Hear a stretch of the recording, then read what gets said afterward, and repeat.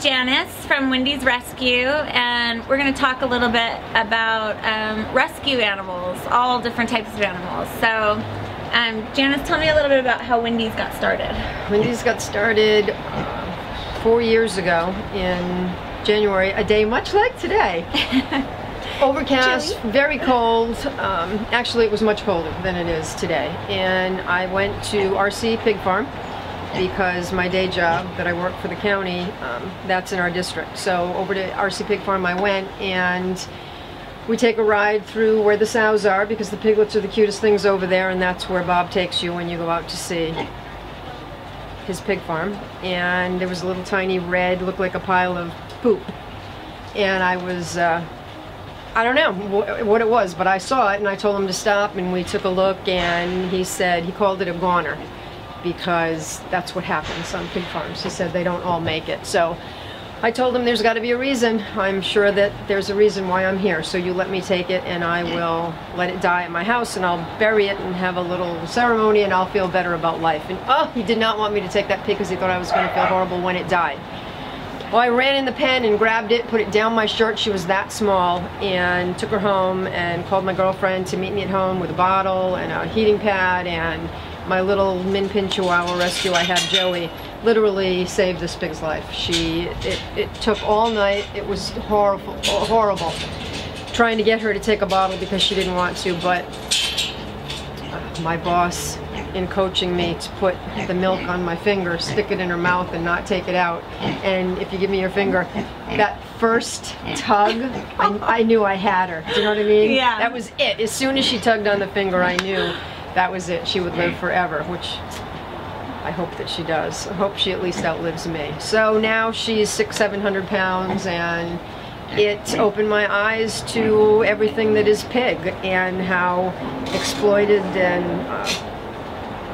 they're not treated very well, the farm pigs. And then when she outgrew my house, excuse me, I was forced to put her up in Logandale for a while, literally stayed there with her for 3 days.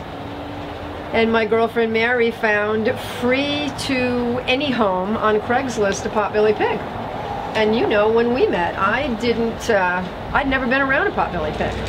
And so free to any home on Craigslist for any animal terrifies me because you don't know what can possibly happen. So Joey and I jumped in my car and I drove to Pahrump, and I have Andrew Jackson, who is one of my lead volunteers, Tiffany. We call him her boyfriend. She loves Andrew Jackson. Well, he does have one of the cutest butts I've ever seen. Andrew wins the best butt contest year after year after year.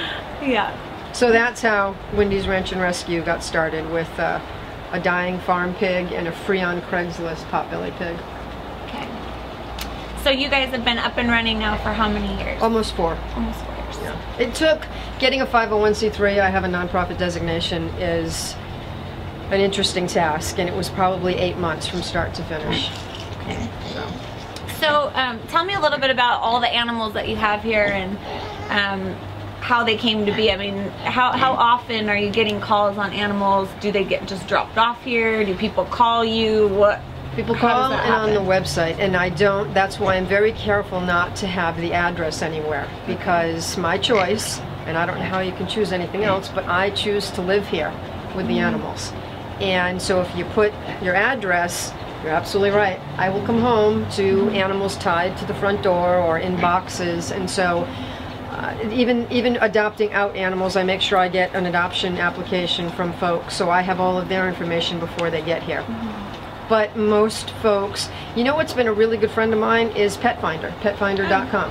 Okay. It's how Percy and Reggie, the little tiny piglets that I had, the smallest ones I've ever had, have the most amazing home in Northern California with a woman who found them on Pet Finder. And her and her husband drove here, and they adopted them, and at Christmas time she sends me pictures. You know, they're obviously much bigger now. But so Pet Finder, the website, www.wendys.org, they search and hopefully aren't searching to purchase a teacup pig, but looking to rescue. And like I said, I've been really lucky. Adopted out a lot of pigs. What would you say is the animals that you see the most often here that need homes and that need rescued? What would you say is the biggest problem? In this valley, it's pit bulls and chihuahuas, without a doubt. That, if you go to lead the Animal Foundation on any given day, I would venture to say 80%, 70% of the animals that they're 90%, 80% of the animals they're euthanizing are pit bull mixes, chihuahua, and chihuahua mixes. Now, I don't want to upset anybody, but I don't take in any big dogs, so I'm not being so breed specific against pit bulls, but I can't, I've been part of it. I've been at my vet with a pig that was attacked by 2 pit bulls. They just happen to be pit bulls. It can be a German Shepherd, it can be, you know, there's not too many beagles and golden retrievers that we're euthanizing. If the shelter was full of those dogs, as my friend Harold recently said, I'm going to steal his line, we wouldn't be euthanizing, you know, 30,000 animals at the Animal Foundation. So in this town, it's chihuahuas and pit bulls. And thankfully, there are rescues. I help with chihuahuas every chance I get, which I worry about putting that out there too, because there are so many. But they're the kind of dog that unfortunately folks can backyard breed really easily. And the Pomeranians, all the little small ones, any of the small breeds, people like to think that they can get 3 or 4 of them in their backyard and breed them. And that's what I despise Craigslist for. I'm sure that Craigslist does a lot of great things, but it's a hot spot for backyard breeding.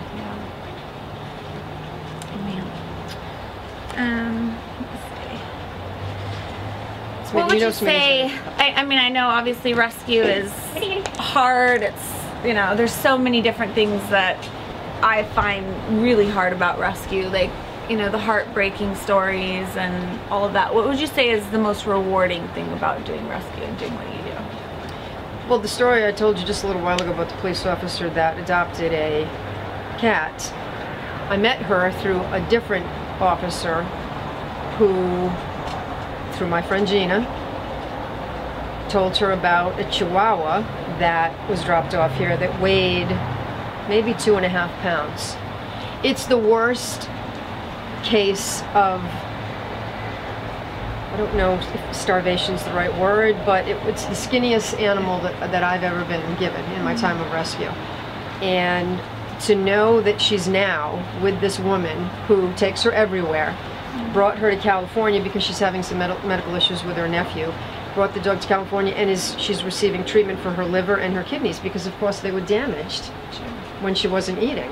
And her name is Twiggy, and I think she's probably 6 pounds now, which you can imagine is 200 times what she weighed when she was here. So for me, that is the most rewarding. There's 2 parts to that. Just getting an animal out of a horrific situation, there's something really amazing about that. There's no feeling like it in the world. But then there's that second step, because people will ask me all the time, how can you let that pig go? How could you get rid of that dog? Well, if I don't, I'm a hoarder, and I don't want to be a hoarder. I want to be a rescue. I don't even want to be a sanctuary. I just want to get animals. Our little small blurb on our website is helping any animal we can in any way we can. You will never see 100 animals here because I can't handle 100 animals, and it isn't going to do them any good, and that's not why I started this. What would you like people to know about Wendy's Rescue? I mean, what would be the most important message that you could get out there for the world to know about Wendy's and about animal rescue and just the epidemic that it's really become with animals just, you know, being in shelters and rescues and abandoned? And what would you say? You know, I thought about this the last couple of days, and there's just not an easy answer. If there was, we wouldn't be doing this. I remember being 17 years old, and my boyfriend was in love with Doberman Pinchers, and we got a Doberman Pinscher named Sarah, and the first thing we wanted to do was breed her. 17 years old. She had 13 puppies. I learned really quickly that I wanted to kill myself for breeding this dog. And the funniest thing about Sarah, she was a lot like me. She didn't like her puppies. Really? Yeah, I'm not a big fan of children, which I need to clarify. Me neither. But it's the parents that I'm really not a fan of. But that being said, Sarah didn't like her puppies, and the message that it's sterilization. Right. It's spaying and neutering. It is stopping the backyard breeding. But more importantly than that, it's like anything. If there isn't a line of folks wanting something, then the supplier will no longer supply it. Right. So I know that there are 17-year-olds, 20-year-olds, 25-year-old girls who see tiny little teacup pigs. You see them on Facebook all the time. My girlfriend Erica sent me the 2 little tiny white teacup pigs, and it was late at night and I'd had a glass of wine and I just lit into her and I said, you know, I hate these kind of things. I don't want people sending me these things. These are the kind of things that make girls want to go out and get piglets. And then I had to, when I woke up in the morning, call her and apologize, or I texted her and apologized. But that's what starts it. And then Tiffany gave me this ad from excuse me, Progressive, that says we've got more discounts than the internet has pictures of teacup piglets. That's perpetuating our problem. And for someone that doesn't know that there is an epidemic with teacup piglets, this is a perfect example that a company as big as Progressive is using something like this because there are so many of them online. And you see it with the dog rescues.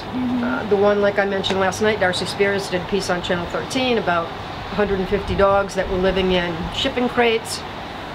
One dog had actually chewed through the wood because this is not how they're supposed to be kept. You're going to see that in the years to come with the pigs. And I see it already. I've rescued pigs from Pahrump and Sandy Valley that were, we always say that there's a fate worse than death. And there is for those. And for pigs, it's so much worse in my opinion, and you've learned this, they're so intelligent. They're sentient, and they have feelings and emotions, and they recognize family members, and they want to be a part of a family. And while most animals innately are like that, pigs take it to a much higher level. And so often people will get one because they're in an apartment or they're in a home without a backyard, so one is all they can handle, and that's the worst thing that you can do to a pig.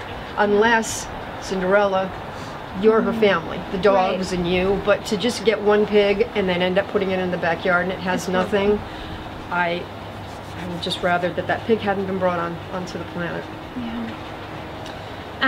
So tell me, if somebody were to donate, what is something that Wendy's needs all the time? Like, tell me what Wendy's could always use more of. We can always use feed. I mean, when you're talking about pigs, they eat a lot of pig chow. And then Timothy and grass hay, which is seasonal, excuse me, is, as you know, really expensive. Right. It's $22 for a bale of Timothy hay. So hay and grain is what we always need. But interestingly enough, this is a half acre in North Las Vegas, and I rent this. And I'm really, in this 2014, my goal, with the help of my friend Gina and other folks, we're going to do some fundraisers, and I really want to try and get to a larger piece of property. That's the goal for Wendy's for 2014. I'd like to be on, I want to be on 5 acres, and everybody says you got to shoot for the stars when you're making goals. I'd like to be on 5. I just don't know if I can afford it. It's just me here running the rescue, and hopefully it's going to stay that way, because I've seen too many rescues have problems when too many people get involved. You bring too many people in and they have different ideas. And so it'll probably be closer to 1 or 2 acres, but that's the plan right now. And be able to have areas a little more sectioned off, and then I probably can help with larger breed dogs if I needed to in an emergency situation. Where we are right here on this half acre, everybody's got to get along or they're not allowed to stay. Right. Because we're small. So that's our goal. But always feed. And then I mentioned to you before, we've got a pot bellied pig named Chunk who had over $1,300 worth of surgery for some kidney stones and some crystals. Some of it's hereditary and some of it's diet. So we've changed his diet, and you never know. You know, a lot of small rescues run independently are 1 or 2 major vet bills from being out of business. Right. So people can make tax-deductible donations at Windys.org. W-I-N-D-Y-S. Okay. All right, so we're going to wrap up this one with Janice here at Wendy's, and don't forget to check out wendy's.org.